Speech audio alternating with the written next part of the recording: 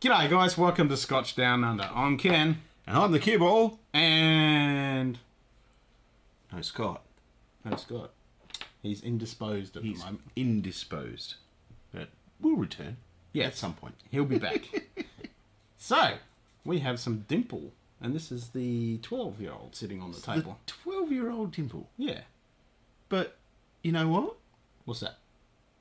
Do you think it's enough that we just do a whiskey? No, never. Good. Because I brought this as well.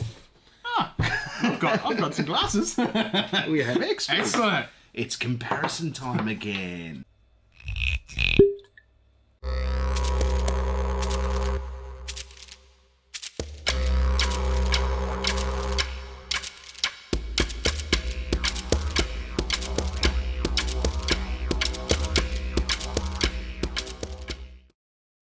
So, Dimple.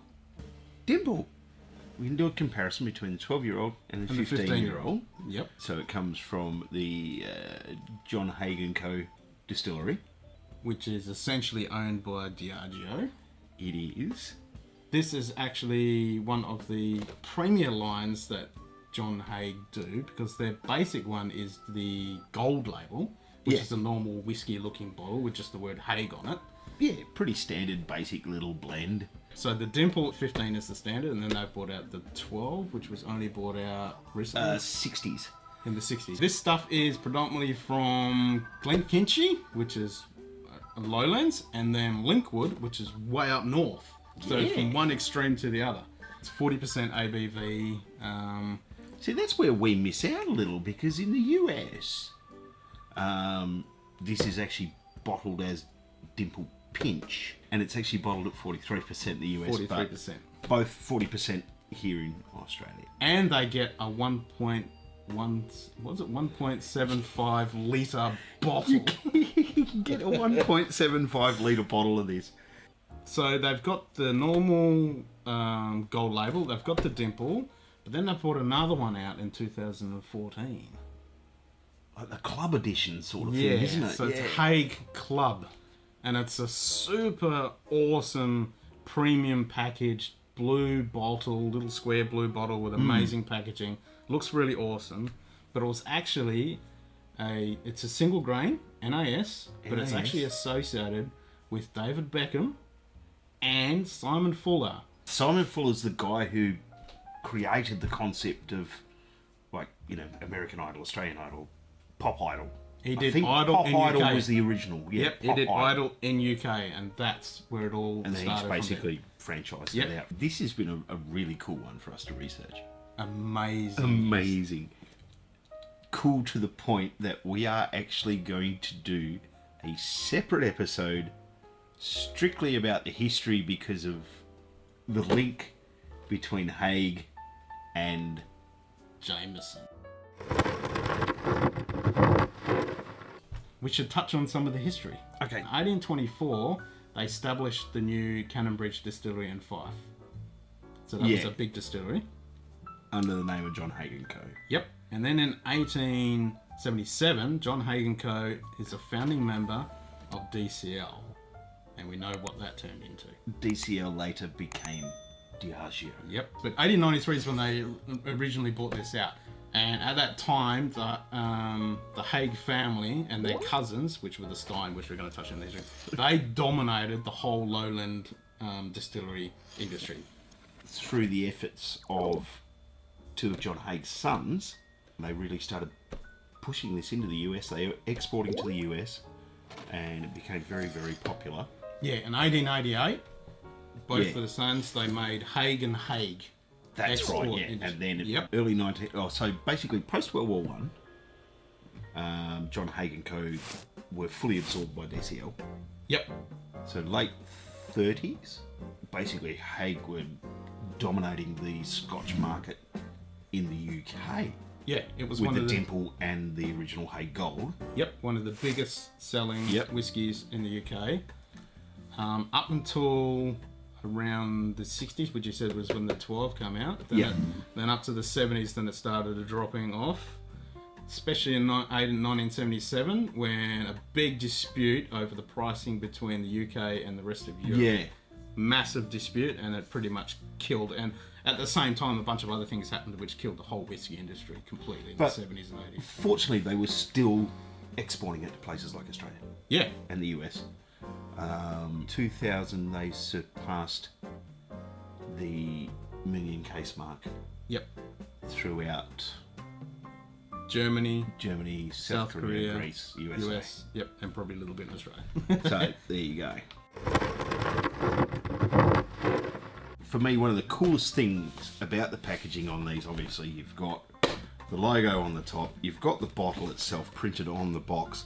I love the fact that it wraps around the corner on both aspects. I can't think of any other box that actually does that. Has a photo of the product on the box. Yeah, I know. On a corner. Of course, you've got the spiel and it's textured. All embossing. And it's stunning. I mean, look, it's super cool. The shape of the bottle itself is just so freaking cool. It is amazing. The wonderful piece of trivia about it is it actually is the first bottle shape to actually be registered as a trademark. Yeah, not a patent, a trademark. And that was in 1958. This is actually 3 years before Coca-Cola patented and trademarked their classic glass. Yep. And of course, you've got this beautiful Wire mesh. Fine gold wire encapsulating the bottle.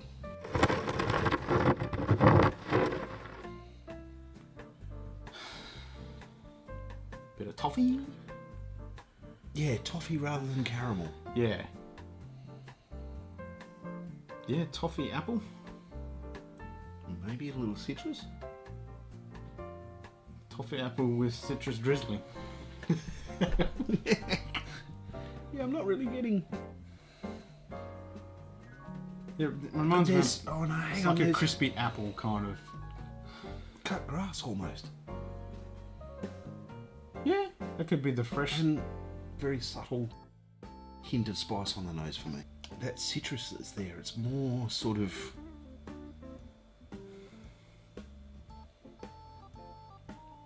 I kind of want to say like mandarin or tangerine, maybe. Yeah, it's not a lemony lime. It's not lemony lime, it's not orangey. It's much more subtle. But Yeah, there's like a mandarin. That sort of, that cut grass is there as well. That's a very inviting nose. It's very enticing. I'm like, what does it taste like? But we can't go into Yeah. that yet. All right, so we have a sniff of the 15 now. Yeah. Oh, it's bolder. And dare I say, wet dog? I don't know, something musty. Musty, wet, Musty. sock.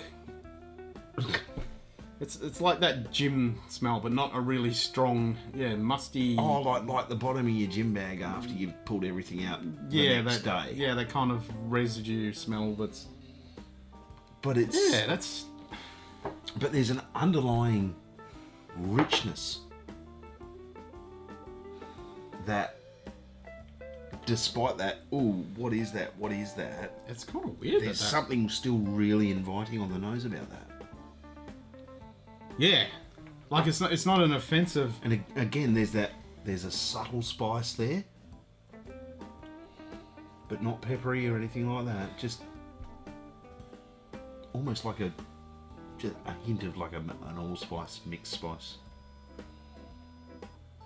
Yeah, And not maybe- a strong spice, maybe- but the high nose sensation that you get from that spice. No, There's something in there. date. Dry dates. It's not dry enough to be like that intensity of a sultana or a raisin, but yeah, like dry dates. When you Because there's still that earthy, musty element to them. not the super dry ones, but the ones that are like squished in there, that are Yeah. still slightly wet when you open Yeah. that packet of those. Yeah, it smells just like that. But it's like even though you use that description of wet dog or old gym bag or old It's socks, not a bad. It's just that memory of that. Yeah. but it's still really inviting on the nose. Yeah. There's an underlying richness there, and a little bit of sweet. It's going to be interesting to add the water to see what happens to that nose. Let's get into it. Let's have a taste.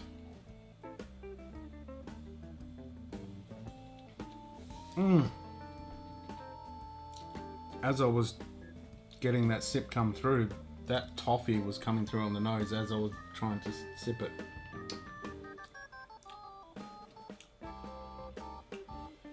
That's toffee. Yeah, it's carrying through. But there's still that very, very, very faint citrusy element to it at the same time. It's following through on the palate. It's a dangerous one because there's so much softness and subtlety there, and it's smooth. My thoughts were exactly the same when you said that. And just before you said that, I was sitting there having that sip, going, "I'm gonna say it, but this is one of those all-day drinkers." It's great. It's like having those toffee lollies that you just can't stop eating. I just had another nose on that 15. Holy dooly. That sock's still there. I really want to get some water into that. Yeah, that's same. I wanted to do that with the 12 too.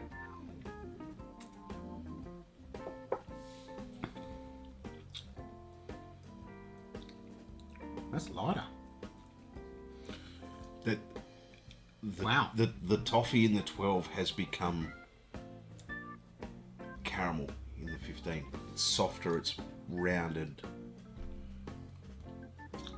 Again, there's that hint of spice, but there's that underlying fruit. Yeah, there's more spice.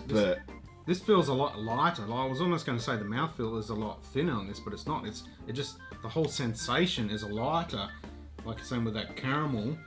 It's lighter but more intense at the same time. Yeah, with that spice and a little bit of oak that's coming through. Ooh. Wow, there's a big difference. And now I'm going into the nose now I've had a smell. That wet dog sock smell is kind of subdued a little bit now. Now it's opening up. Yeah, more toffee, oak. Wow. Yeah, there's more oak in the 15 than the 12, which makes sense. Mm-hmm. Oh, but again, there's that. It is so weird because there's that. Ooh. Yeah. It's like, so there's wet that, dog? There's Huh? that initial What? oh, what's that? And then it it actually softens in the nose. And then, similar with but from that first sip to the just bold, Yep. but Bold. light and fresh at the same Oak, time. a little bit of pepper. I let that settle on the palate and let it wash. I chewed on the whiskey like you should do, and I was definitely getting a little bit of peppery and oak. Oh, Pepperiness, spiciness really comes through on the 15 more. yeah. But And a it's, white pepper too, not a black. yeah, but it's beautifully balanced with that. It is. That caramel. I like it. I like them both. Hell yes. And speaking of liking them, did you watch Breaking Bad? I watched episodes here and there. Well, I only saw bits and pieces of the same. I didn't watch the whole thing. I didn't get into it. But I did read that Walter White's last dram on Breaking Bad was Dimple. That's cool. And then the other one... Oh, this one? Yeah. This one, I know. Some of the original Bond books, Yep. Fleming actually wrote that Bond and his CIA counterpart Felix both drank Haig. Yeah, the main thing that they would drink was Dimple. That cut grass is more predominant. And that toffee is really dripping down. Like it's softened off. But I just... That spice on the nose is almost gone, but there's still an element of the citrus there. Yeah. I just have pictured a candy apple with the toffee just dripping down the side. yeah, more sweetness. Still that hint of white pepper. Yeah, the peppers come through a bit stronger now. But very smooth, caramelly. Okay, it's become more... I'm getting a bit of toast. I think the wet dog sock has turned into toast. But that, yeah, and that mustiness has sort of softened into that slightly burnt toast. Mm-hmm. And maybe a brown bread toast at that, not a white bread toast. Yep, a grain toast With that more- is with well more malt. toasted, not burnt, just well toasted, just almost starting to go. It's a little bit hotter on the palate after you swallow it. Like the approach is still smooth and light, but as soon as you swallow it, and the finish comes in a bit more spicy and peppery, But then that pepper eases off, and then it and that toffee comes back lovely through again. long finish. Yeah, What a finish. still going. It lingers beautifully. Yeah. A little bit of apple and grass. Damn! I am so glad we did this. Yeah, this is. They are both very affordable. Very affordable. I mean, you know, this is the more expensive of the two. Depending on where you shop, you're looking at 70, 75 bucks. But you have to imagine, you're not getting just a blend, you're getting an age-stated blend. 15-year-old blend, solid. And you're talking 55, 60? Again, depending on where you shop, what sort of deals are around, whether they're on special and stuff. For me, I don't want to actually grade one higher than the other. Me neither, because they're both completely different. I'm really surprised that the difference between these two. Both superbly pleasant, both easy drinking, a little bit more depth and character in that. But by Yes. the same token, this one, they're both whiskies that you can play with. Bit of water, open them up. Yeah, they handled the Try some water, temperature. even though they're 40%.